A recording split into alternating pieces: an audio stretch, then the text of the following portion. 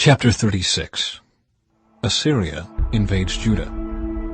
In the 14th year of King Hezekiah's reign, King Sennacherib of Assyria came to attack the fortified towns of Judah and conquered them. Then the king of Assyria sent his chief of staff from Lachish with a huge army to confront King Hezekiah in Jerusalem. The Assyrians took up a position beside the aqueduct that feeds water into the upper pool, near the road leading to the field where cloth is washed.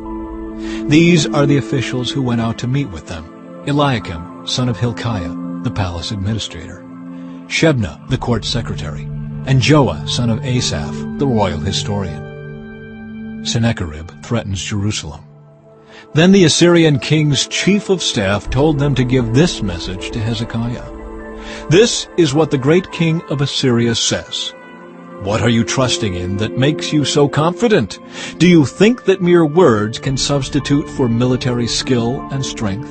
Who are you counting on that you have rebelled against me?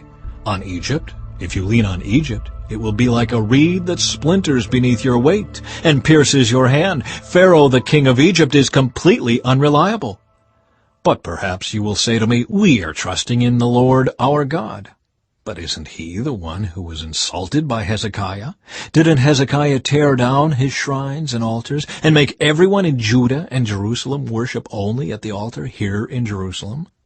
I'll tell you what, strike a bargain with my master, the king of Assyria. I will give you 2,000 horses if you can find that many men to ride on them. With your tiny army, how can you think of challenging even the weakest contingent of my master's troops, even with the help of Egypt's chariots and charioteers? What's more, do you think we have invaded your land without the Lord's direction? The Lord himself told us, 'Attack this land and destroy it.'" Then Eliakim, Shebna, and Joah said to the Assyrian chief of staff, "Please speak to us in Aramaic, for we understand it well. Don't speak in Hebrew, for the people on the wall will hear."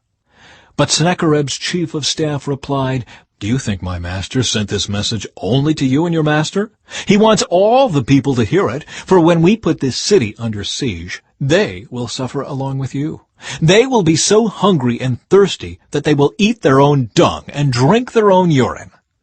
Then the chief of staff stood and shouted in Hebrew to the people on the wall, "Listen to this message from the great king of Assyria. This is what the king says.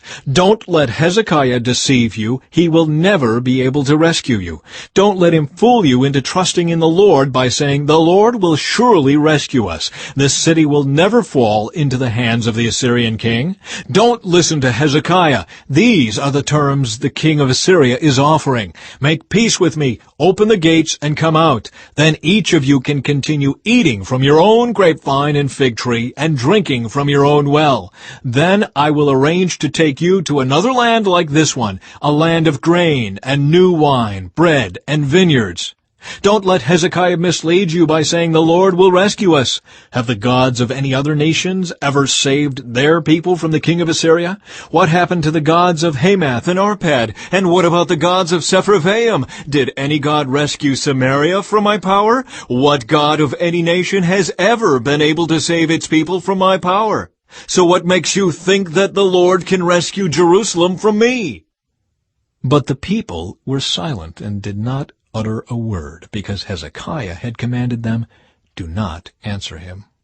Then Eliakim, son of Hilkiah, the palace administrator, Shebna, the court secretary, and Joah, son of Asaph, the royal historian, went back to Hezekiah. They tore their clothes in despair, and they went in to see the king and told him what the Assyrian chief of staff had said.